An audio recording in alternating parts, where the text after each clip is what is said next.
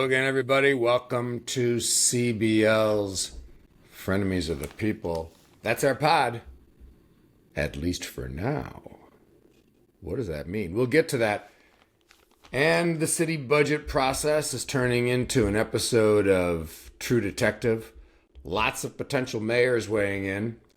Tribune blasts Melissa Conyers Ervin, but praises Governor Pritzker's latest political stand.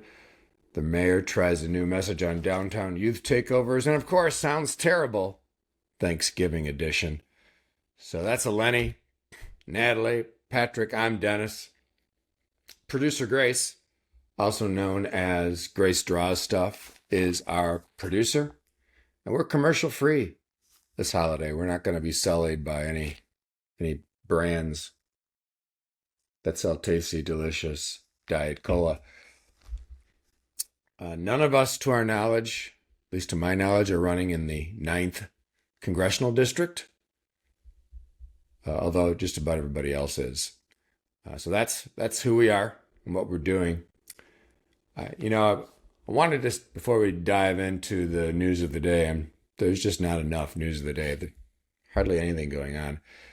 But we never really had great agreement on the title for this little pod, and part of me didn't think it would last. And Producer Grace tells me that we are now on episode 24.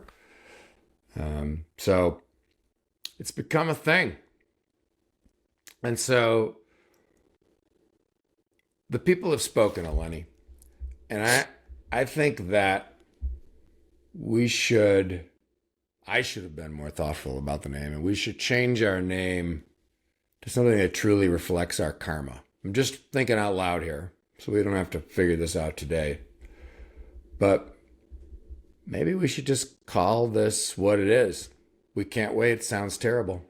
I think it sounds terrible. Can't wait to be accurately reflected, because that's why it's funny. Sounds terrible. Now we can't wait for it. So I am in full support. We're gonna have a continued terrible conversation about this. We'll get back to all our many viewers and potential sponsors. So speaking of terribleness, we solve fine problems at the front. We just throw an idea out there, workshop. You see this collaboration occurring in real time, everyone, behind the scenes, live on the YouTubes. Well, speaking of terribleness, Natalie, Mayor Johnson is having a very terrible, not very good time. Let's start with the Christmas tree lighting the other night. It was celebrated before the night was out with another Chicago youth takeover, which devolved into a gun battle. One teenager killed, several others wounded, all on State Street, near theaters, cross street from Channel 7 Eyewitness News. I mean, eyewitnesses were everywhere, and it didn't seem to matter. Patrick has left the chat, in case any of you are wondering, but that's a bad start to the holiday season for the mayor, Natalie. Yeah, and not great timing in terms of with the troops leaving town and Donald Trump, looking for any excuse to remind everybody how terrible and crime-ridden Chicago is. So yeah, really just a really tragic event. And, the mayor, unfortunately, I don't think has any proposed solutions, is resistant to this idea that Alderman Hopkins proposed of a teen curfew at 8 p.m.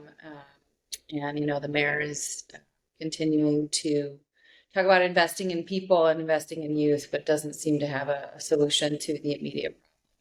So it's unfortunate all around.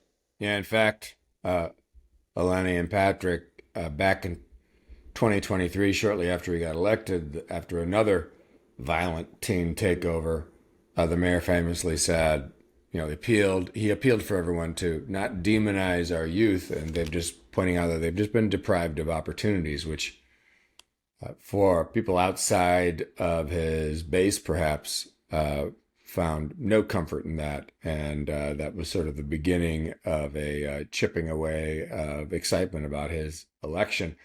But after the Christmas tree shooting, he had a little different tone and refused to comment on his decision to block that ordinance, which would give the police the opportunity to implement snap curfews and send kids home. But he also said that young people need to understand they should not attend these unauthorized events advertised on social media. And he called for parents to accompany their children at large events like the tree lighting. And he also pointed out himself, rather than having the police chief make the announcement, that there were 18 arrests made that night and 5 guns recovered. So a little different tone. Yeah. I mean, again, I think it's still, he doesn't have an actual plan, and that's what's distressing. Yeah. And sure, don't demonize the youth, but if you're breaking the law, you're breaking the law, and it doesn't matter how old you are. And, it's just perplexing because I can recall, even just through my own algorithms, unfortunately for me, seeing that people were posting on Facebook, there's going to be a teen takeover, on Friday or whatever day it was, in advance. And so we already, the playbook's already been made. So the city needs to figure out how they're going to get ahead of these things instead of just being reactionary, because again, we've seen the playbook. I mean, they're telling us on the internet that what they're going to do. So why are we not prioritizing these issues and making sure we can get ahead of it so a parent can take their child to see the tree light ceremony and not be worried that they're going to be injured or even just witness something? Well, in addition to violence breaking out at the tree lighting, the city budget process is going nowhere fast. In the True Detective series, Matthew McConaughey's character says, time is a flat circle, just keeps repeating itself. And it seems that way about the city budget process, Patrick. It's truly unbelievable how we're shocked every year that the city doesn't have enough resources to proceed. And then the people get the property taxes and they're a little bit too high. So it's unfair. We should just find something out. And, all the promises and all of the plans, eventually, as the saying goes, you run out of other people's money. And that's really what we're into here. And it's something we talk a lot about on this show. Like, do you feel you're getting, for every dollar in taxes you pay, a dollar of immense services out? Or do we feel that there's a lot of the way things have always been and that has to change to proceed, because businesses are voting, people are voting with where they're choosing to make investments in properties and these other things. And it's going to be a continuing challenge until service delivery improves, cost efficiencies are implemented, and folks like Eleni and Natalie and myself feel, wow, we can bring our families to Chicago without fear of some of these things happening. There's real cost to loss of tourism and these other things. So the challenges will remain until people are honest about the need for the solutions. And there's not enough rich people to take all their money and solve all these problems. Well, the Chicago Tribune had an interesting story recently by A.D. Quigg and Alice Yin that talks about the fact that the unions aren't even behind the mayor's budget. Part of the tension, the Tribune report, stems from the mayor's $1 billion tax increment financing district sweep, which is required to close the $233 million budget gap and provide some funds to Chicago public schools.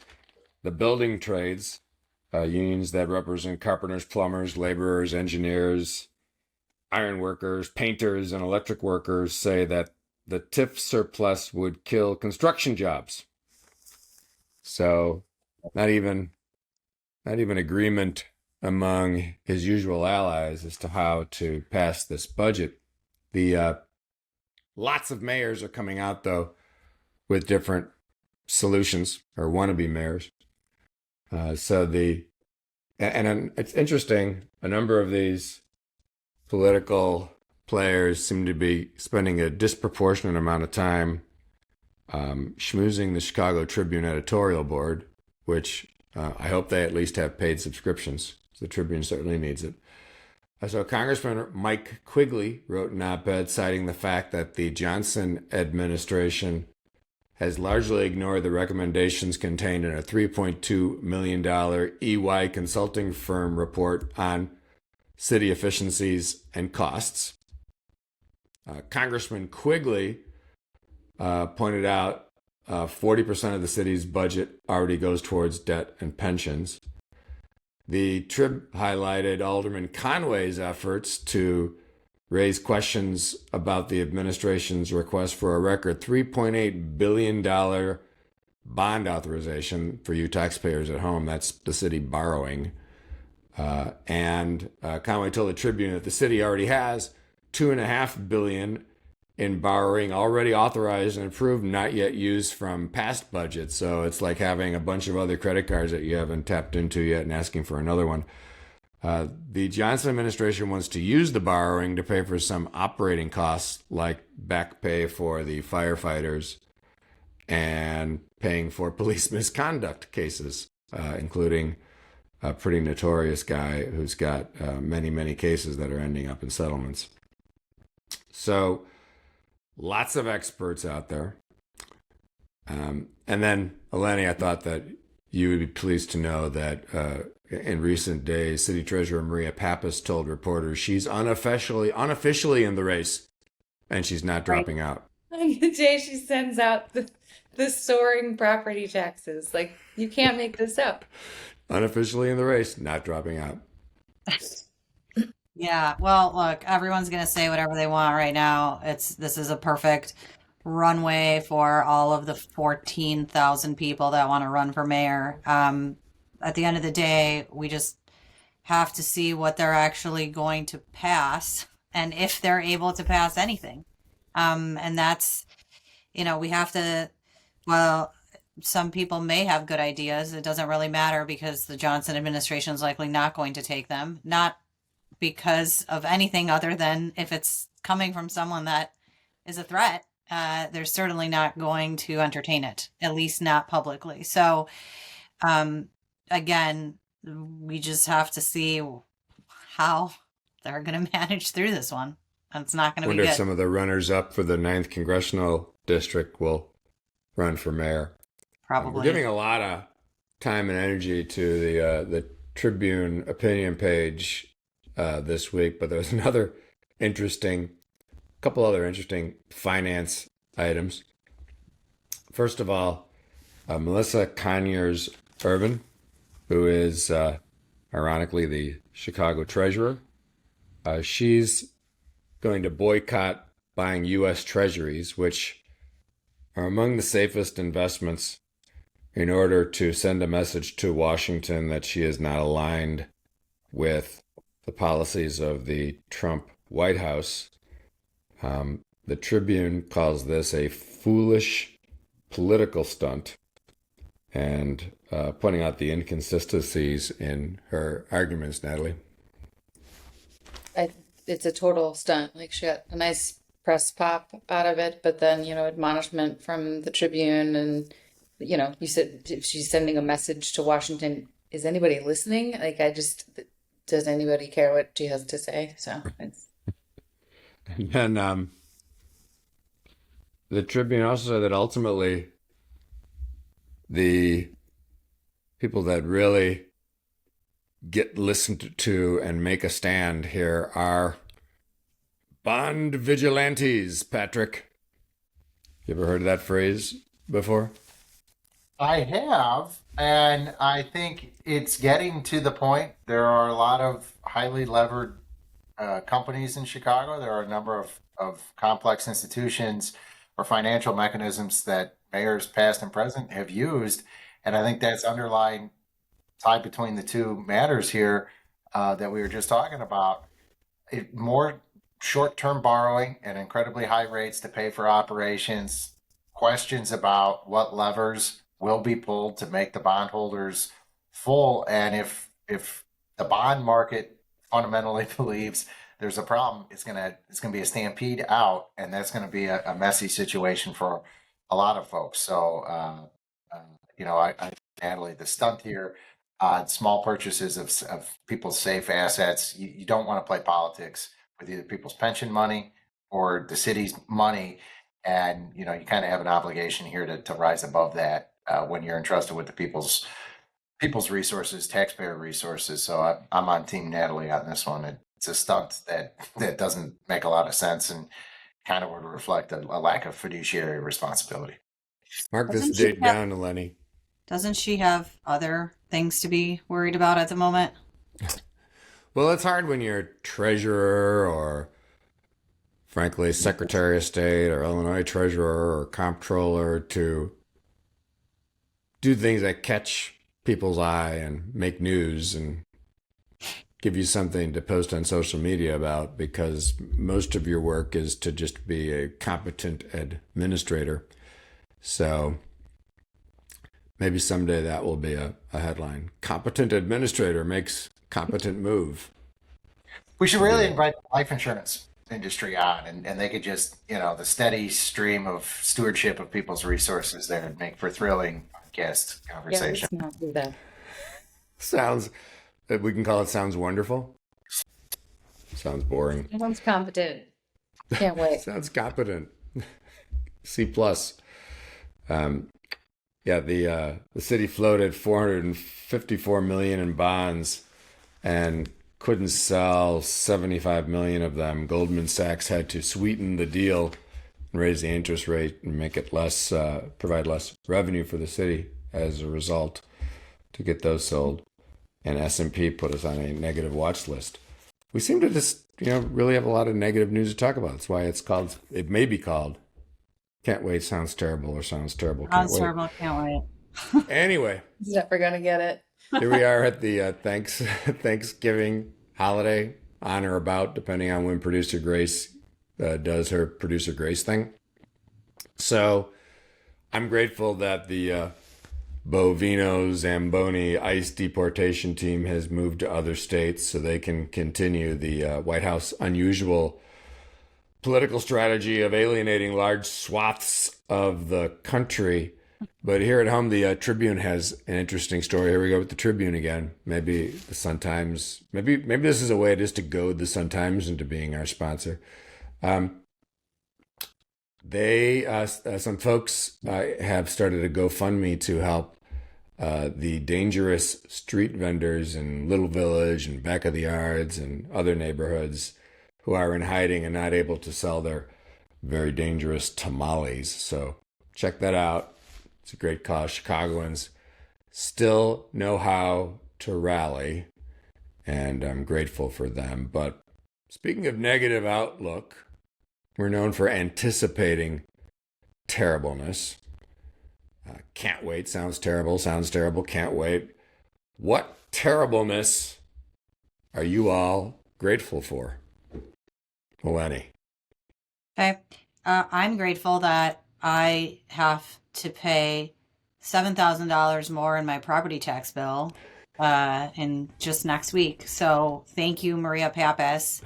You're going to claim it's not your fault, but I'm going to blame you anyway. So, I think it's probably one of the worst things that could be happening at the moment. Natalie, this sounds like a Peloponnesian War is about to break out. Just get out the Trojan horses. It'll be fine. I am grateful that Donald Trump has fixed inflation and is embracing affordability and looking at the cost of my Thanksgiving meal this year, which is higher than ever. So that's the good thing about me just indiscriminately pulling stuff off the shelves. I don't really know what I'm spending, which maybe why I'll be working until I'm dead. Patrick, by the way, speaking of terrible news, and we are pretty hyper local in our focus, but you've mentioned before that one data point you're always looking for is right direction, wrong direction. And I noticed on Real Clear Politics the other day that the country is now behind by more than 20 points on wrong direction. I think that's right. So I am grateful for all the people who still respond to polls, as it is a data point we use in our both when we commission polls for our clients, but also as we look at the things writ large. And I am grateful for the wonderful runway we have for us in 2026, because not only are we back to high points of negativity on the Trump administration and what's going on, causing a fight or flight moment out of Washington, but internationally, the United Kingdom Prime Minister at record lows, favorability, never seen in the history of their polling. Labor is as popular as a piece of wet bread. And then in Germany, the new chancellor is already significantly underwater, with the majority of the German citizens asking him not to run again in 2029. So everything is great across the world. Optimism is filling the souls of everyone in this holiday season, and everything is going to be okay. Trust me. Well, I am grateful for the terribleness of sort of apropos to your tax and rising costs of living, that we're entering the season of repeat holiday shows. So Christmas Story is going to be on 75 times, probably going to wind up watching it 20 times, seeing, the little guy in the snowsuit where he can't move his arms. What is it? I can't put my arms down! And of course, apropos of the tax man or woman in this case, It's a Wonderful Life. And Mr. Potter, he's just a scurvy little spider. Thanks a lot, Mr. Potter, for those December 15th due property tax increases. Well, that's the terribleness. And if there's terribleness, we can't wait for it. So everybody have a great holiday. We will keep dwelling on the negative here and see what we can do about that. And until next time.